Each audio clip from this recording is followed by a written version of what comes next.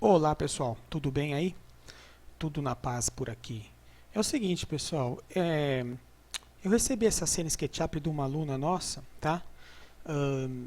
E eu resolvi aproveitar e fazer uma nova videoaula explicando quais eram as dúvidas delas e essas dúvidas podem ser dúvidas que vocês também possam ter, tá?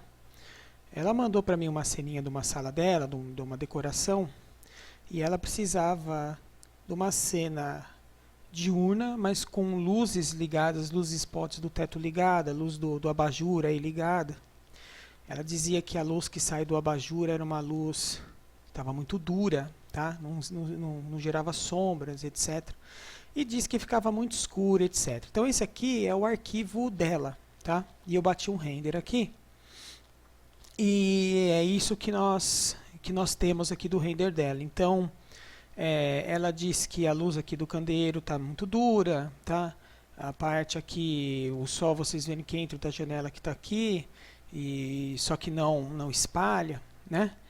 E, então esse aqui foi a resultante do render dela, tá? E o noturno ela não tinha chegado a fazer para mim, tá? O que eu vou fazer aqui? Eu vou abrir aqui o arquivo que eu ajustei, né? O arquivo que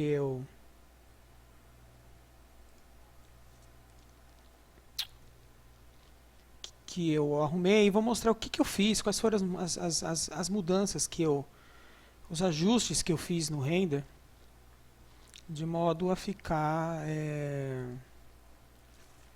a imagem ficar, já vou até mostrar, ficar assim, ó, tá? Então vocês percebem que a luz espalha mais, tá? Ela, enfim, queria que tivesse realmente aceso aqui os abajures, mesmo que a gente não vê diferença na cena diurna com isso, né? Nem aqui os spots, né? Mas eu fiz, tá? E esses spots, essas cenas aqui e essas luzes do candeeiro, aí sim vão ser muito úteis para o render noturno dessa cena aqui, tá? Então, vamos esperar carregar aqui a cena que eu salvei, né, que eu criei. Enquanto carrega, eu falo para vocês aqui que eu fiz esse render, eu fiz esse ajuste já no V-Ray 2.0. Então, né, a gente tinha aquela cena do templo V-Ray 1.6, que já tinha as novidades de proxy, importar os proxies, gerar mesh em proxies, né? O V-Ray RT, né? Aqui nós temos algumas do 1.6 para o 2.0, já temos algumas novidades a mais, que é pausar o RT, tá? Você pode pausar para depois fazer um save as aí, mesmo no RT, tá? Ajustar a distância, o focal length da câmera, tá? Aqui nós temos umas opções de pós-produção de bloom e glare, tá? Que são opções que tem já do V-Ray no Max, que legal que agora tem aqui para o V-Ray do 2.0 do SketchUp. E assim, essa aula eu não vou ficar falando muito deles, tá? Eu só vou realmente trabalhar mais essa situação de setagem para render internas diurnas e noturnas, ok? Vamos esperar só carregar aqui o arquivo então. Então vai, estamos aqui com a minha cena setada. Então olha só, uma das coisas que eu percebi na cena dela é com relação às luzes aqui, as V-Ray Spheres aqui, tá? Então olha só, V-Ray para SketchUp Edit Light. Como é que estava e o que eu mexi, tá? Beleza, a cor da cor é do freguês, né? A intensidade também, tá? A intensidade aqui eu não mexi na intensidade que ela passou, 120, tá? Mas a questão da qualidade das sombras e se a sombra fica dura ou ela fica mais degradê, ela vai morrendo, né? Ela não fica aquela coisa dura. Ela é trabalhada no valor aqui do Shadow Radius, tá? O Shadow Radius aqui, acho que padrão é meio, tá? Ou é até 0, se não me engano.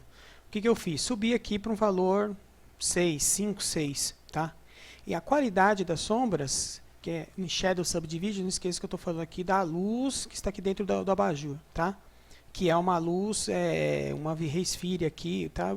Serviria uma V-Ray uma Omni em vez de uma V-Ray Sphere? Sim, serviria, mas já que a gente está usando aqui o V-Ray para tudo, vamos usar então as opções do V-Ray, tá? Então a gente aumenta o valor dos subdivisions. Lembrando que sempre que a gente aumenta valores de subdivisions, não importa se é para o material, para o canal de reflexo, né? Ou para luzes, o nosso render tende a aumentar. Mas assim, um valor de 20 não vai matar ninguém aqui, 20, 24, tá? E o radius, quanto maior for esse valor, mais difusa a luz fica, sabe? Mais, chega até lavar se a gente usar um valor muito grande aqui. Então, valor 5 e 6 tá bom. Então, esse foi o que eu coloquei. Esse são as setagens que eu fiz para esse abajur. Esse também tem, tá? E tem um aqui atrás também. Uma outra coisa aqui. Olha, isso a gente está falando de render diurno, tá? Eu já estou falando aqui das luzes porque quando eu bati esse render, né? Quando eu fiz ele, olha só, tá aqui, ó, as luzes estão acesas, estão vendo?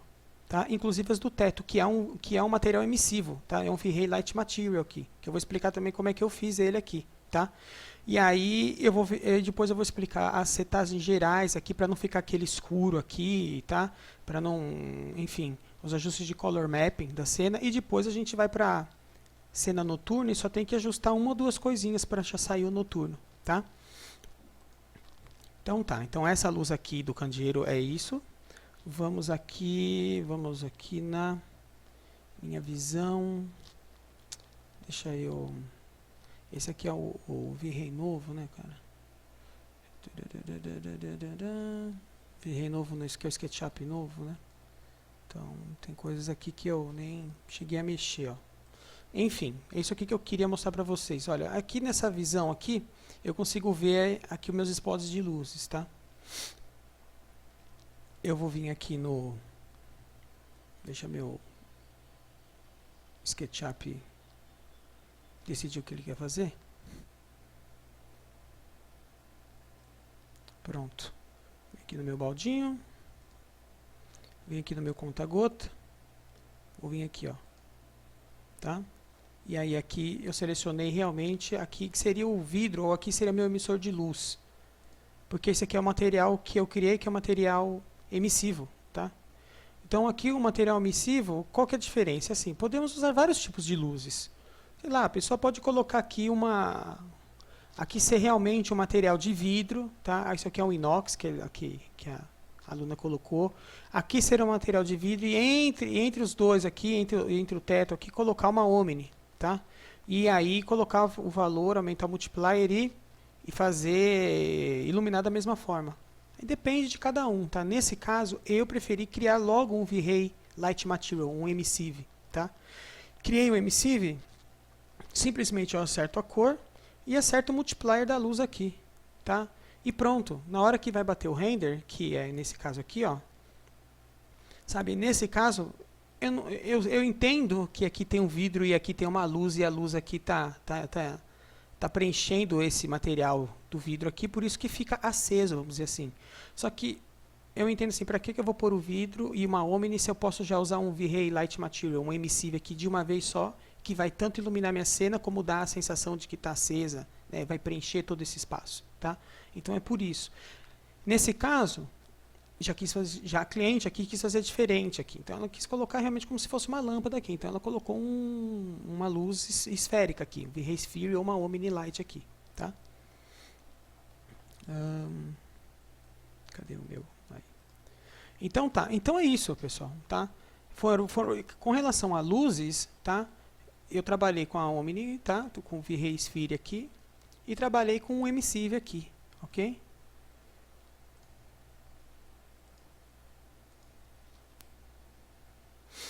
Vamos aqui em Options, tá?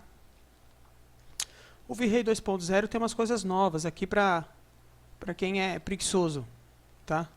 Que é se a cena é interior ou exterior, tá? E o tipo de qualidade. Eu já falo com uma certa experiência no assunto. Ele quebra um galho, mas é assim, vai acontecer mais ou menos o que aconteceu naquele render escuro.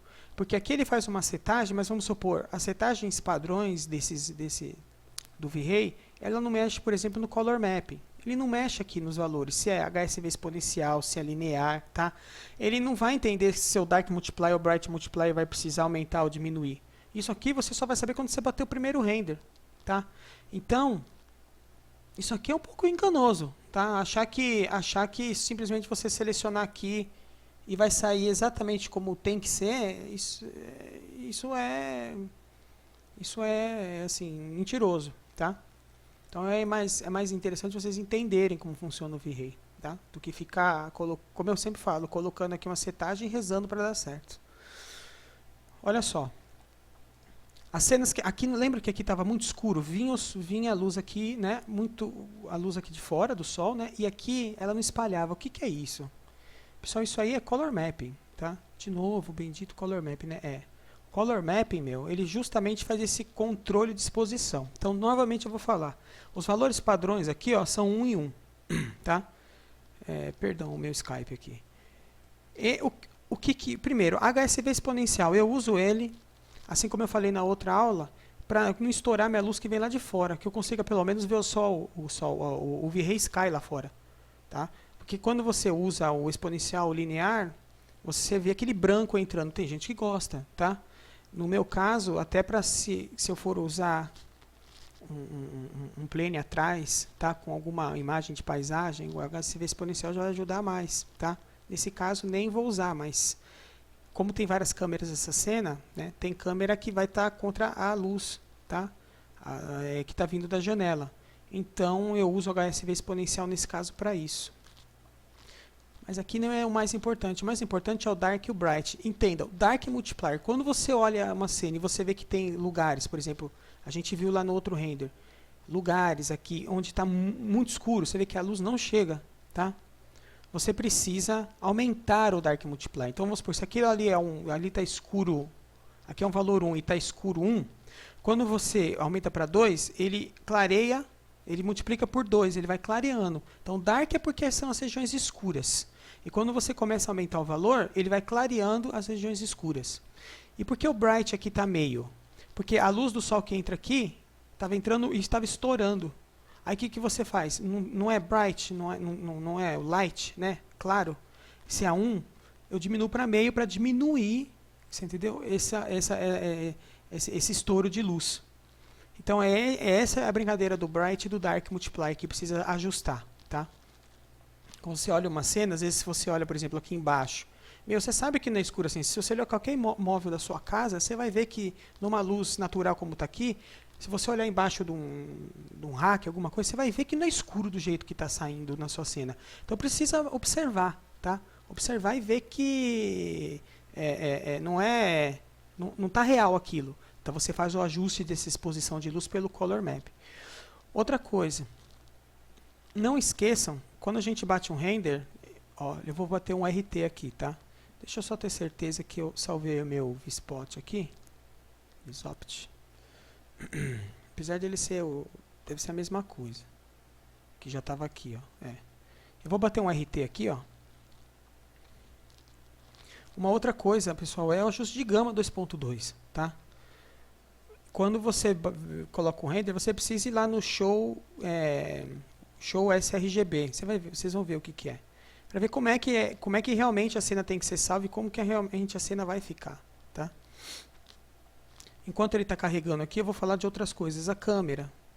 Agora ele está carregando o real time. Espera só um pouquinho aí, pessoal. Pronto. Está carregando aqui, ó. Ah, mas está ficando preto tudo aqui de novo e você mudou. Mas olha, tem que clicar aqui no sRGB, ó. Pronto, tá? Cliquei no sRGB aqui, ó. Agora sim ele vai mostrar pra gente como é que vai ficar, tá? A luz que a gente setou, tá? Uma vez que a gente setou o gama 2.2, tá? Uma outra coisa que a gente tem que, enquanto ele está aqui fazendo o render no RT, é a câmera, tá? Cenas internas, assim, eu costumo usar F-Number em 5, filme ISO 200, não mais. Por quê? Porque filme ISO 400, etc., é para cenas sem muita luz, onde o filme tem mais sais de prata.